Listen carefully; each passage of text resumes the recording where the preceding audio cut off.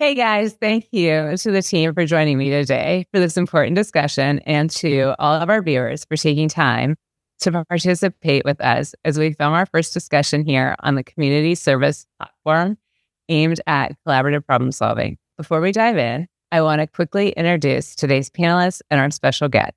From our team, we have our advisory board member, Joe Davila, and I'm Danielle Busko, founder and creator. Our expert today is Asher J. Asher is a National Geographic explorer turned tech entrepreneur, championing stakeholder accountability and radical transparency.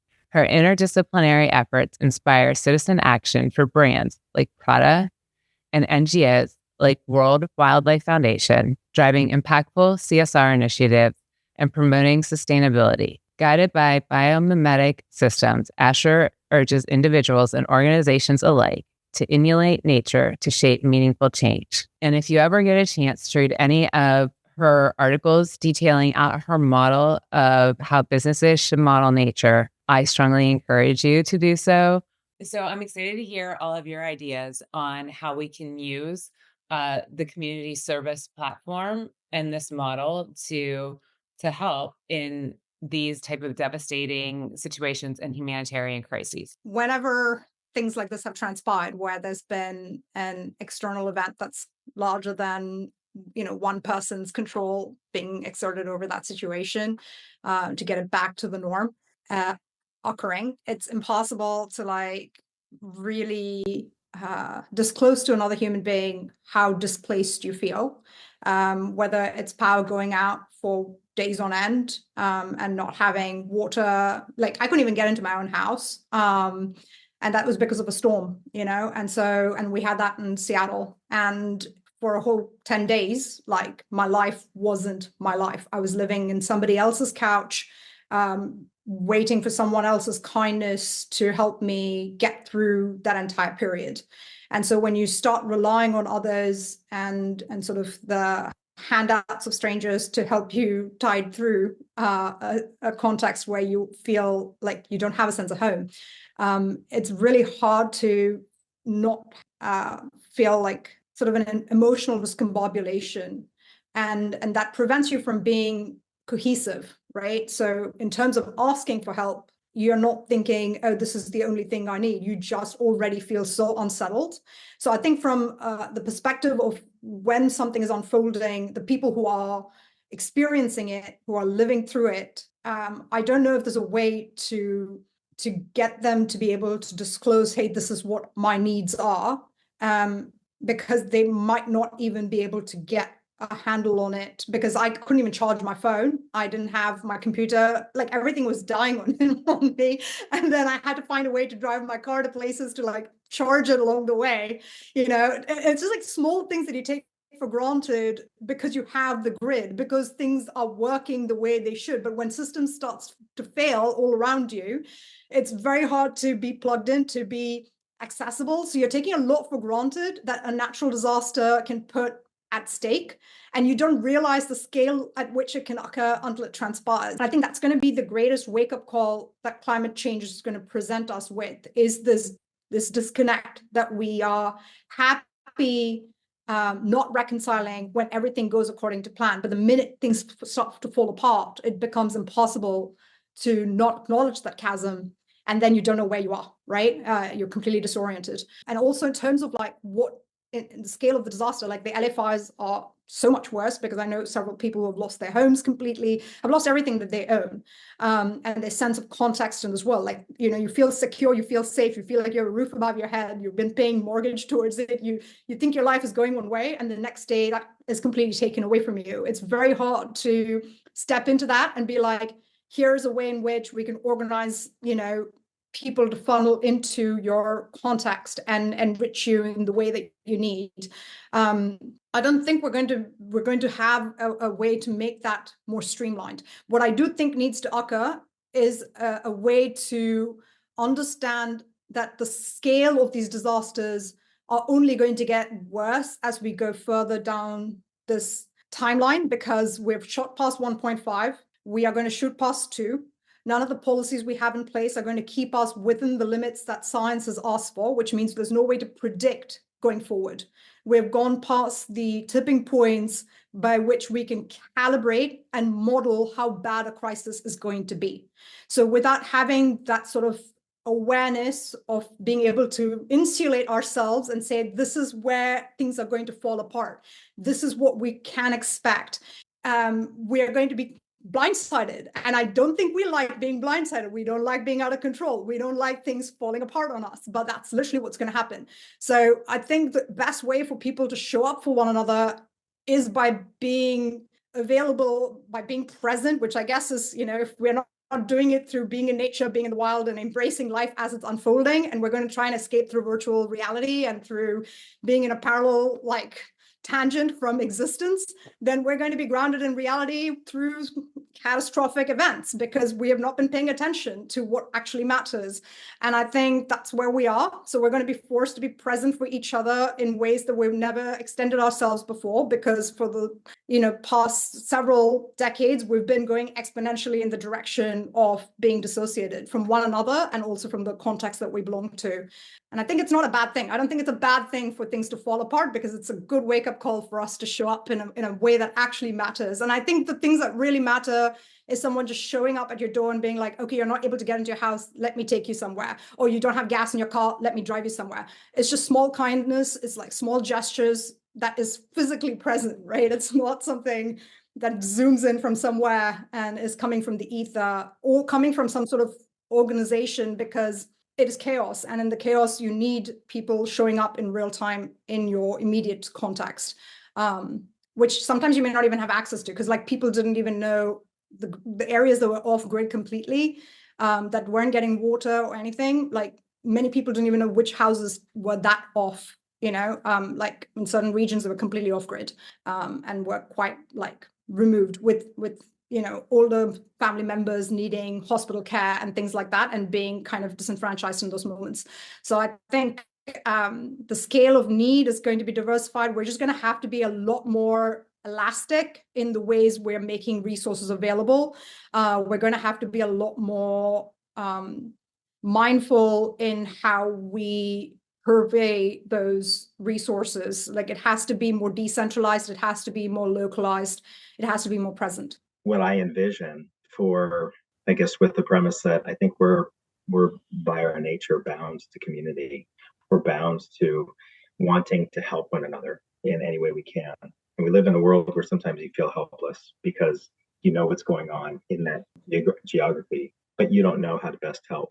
You don't know what gifts or talents or materials, supplies, food, whatever, resources you can give to help. But I envision a platform like the community service platform that enables people to have a medium and a place to pool that information. Not everybody, not any one person knows everything, but individually we can aggregate, we can pool that information so that we can start to have a place where people know they can go to get accurate information on what's actually needed.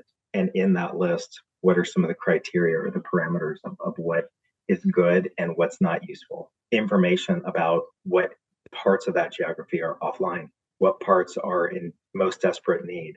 Young people to older people, having a place to come where they can see, I can add comments on hacks, life hacks, resources I know of, places to go to that are safe, ways to communicate, places to put any information that would be helpful, that gives the most up-to-date knowledge that's needed in that time of crisis, knowing that there will be people who may not have access to that. But sometimes those affected people do have some connection to the outside world, and the outside world may be able to see what's in that. So that's kind of one of the things that I envision, that barring a cataclysmic event. But there were two pieces of what Asher said that stood out to me. One was about nature kind of saying to us, if you aren't all going to learn how to and I'm paraphrasing and not doing it as gracefully as she did, but if you're all not going to learn how to work together and take care of one another, we're going to put you in kind of the circumstances. We're going to, nature's going to create the circumstances. And I always do think that that's very interesting about how nature creates events and circumstances for us to respond to as needed. And I think the other thing is early on when she was talking about how people don't know what they need, like when they're in when they're in the situation, and they're just so without, like they don't know what they need until they are like right in the moment of like, oh wow, I don't have this, or I don't have this, or I whatever those things are. And I think that that's another huge gap that a platform like this can really fill, because as you're like, oh, I don't have this, you could go to the platform and be like, is somebody offering this? Or if everybody knew that there was a community service platform that helps in situations like this, and you can just go to that one spot where it's like pulling in all the things, all the services and stuff,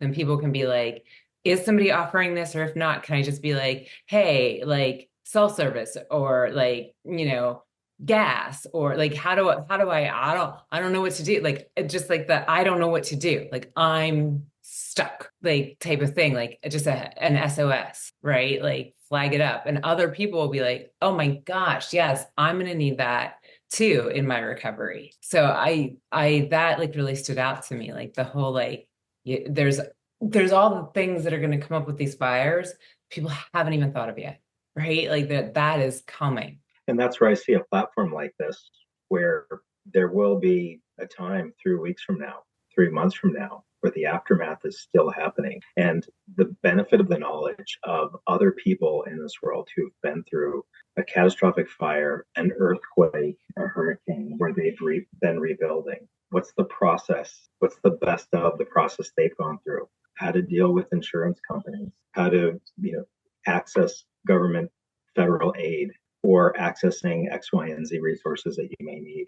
Getting the benefit of the best of what others know, that's the magic of crowdsourcing in this. And I think that's the power of it that the platform is trying to harness. Yes, because we think about we know about like the Mauis and like the big, huge things, but we don't even think about like just like the individual person who lost their home, that wasn't like something that was like national news, but they may have notes that can be shared about just their individual, because to them, that was like the most cataclysmic event that they've ever gone through, right? Like they alone can say, look, here's all the things that I can share so that you don't have to go down all the same wrong paths that I went, or here's what we did that made it easier in my life. I think this current generation is very obsessed with social media. We like engaging one another. We want to stay relevant to each other.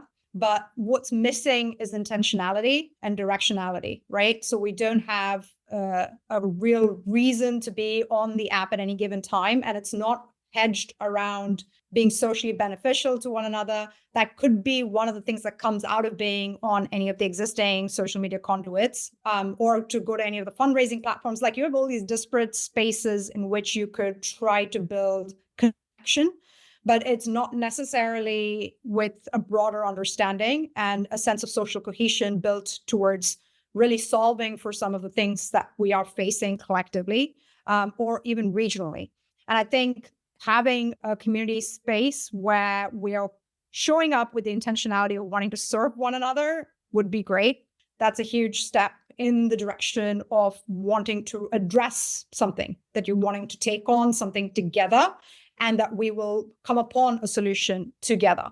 That level of collaboration is definitely missing. And I think if it can be facilitated by being on a application that allows for people to candidly express their either lived experience or resources in ways that are beneficial towards other community members, that is definitely going to help us advance further than we have thus far, just randomly posting opinions and hoping it will find traction, right? Because that's just like trying to get a click-through or a view, as opposed to actually engendering coalescing of people towards a common outcome.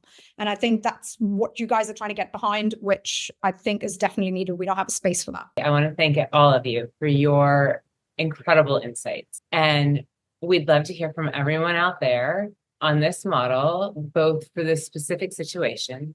And I'd like to extend the conversation to other disaster victims. We recently had the hurricanes in Carolina and surrounding areas from which they are still recovering.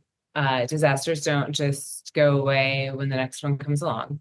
And also your thoughts on extending this model to other humanitarian crises. Please, if you live in a community that has lived through this type of devastation, share your learnings, what's worked, what to avoid, etc. If you have revolutionary ideas or technologies, we'd love to hear from you. Share the link and encourage others to sign up and have their voices heard. Join the conversation on how to most effectively support the Los Angeles fire victims, work with us, and help to improve the community service experience.